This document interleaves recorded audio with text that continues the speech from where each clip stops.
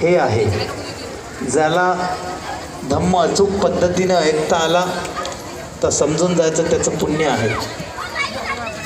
मग इथं येणारा व्यक्ती उशिरा जरी आला असेल पण तुमच्यासोबत भांडून समोर जरी बसला असेल तरी तो पुण्यवान आहे.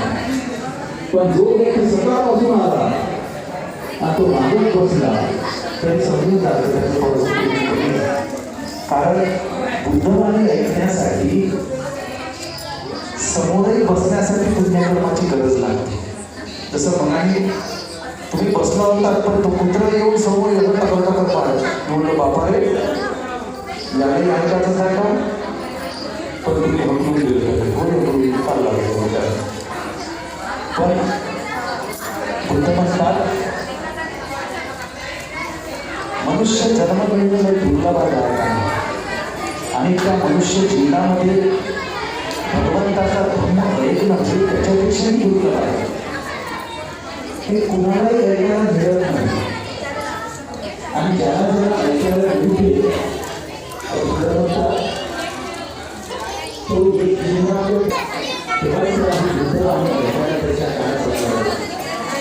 अशी असंख्य उदाहरणं आहेत बुद्धाच्या कालखंडामध्ये की त्या कालखंडामध्ये तुम्ही ऐकाल की काही काही लोक फक्त भगवान बुद्धाला बघण्यासाठी चिवडले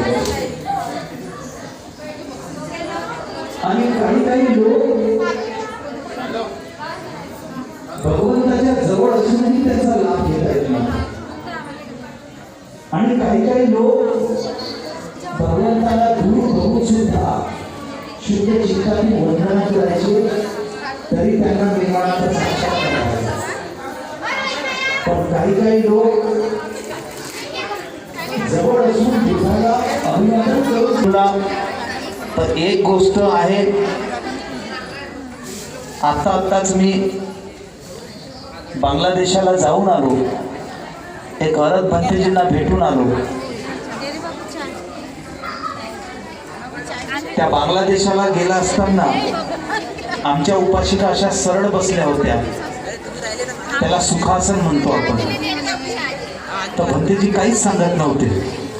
मग जेव्हा मग सुद्धा मी आलो होतो, वेगळा विषय घेतला होता. आता बघू वेळेचं स्वरूप कसं मिळते, कारण एखाद्या गोष्टीची मांडणी करायला वेळ लागते आणि ती मांडणी सुद्धा तुम्हाला समजली पाहिजे दायकांनो. तर म्हणून आपण सर्व उपासक उपासिका, दायक दायिका, मला तर असं वाटते तुम्ही सर्व एक दिवसाआधी झोपून आले काय? हो, म्हणजे आता तुम्हाला अजिबात झोप लागणार नाही असं मला वाटते.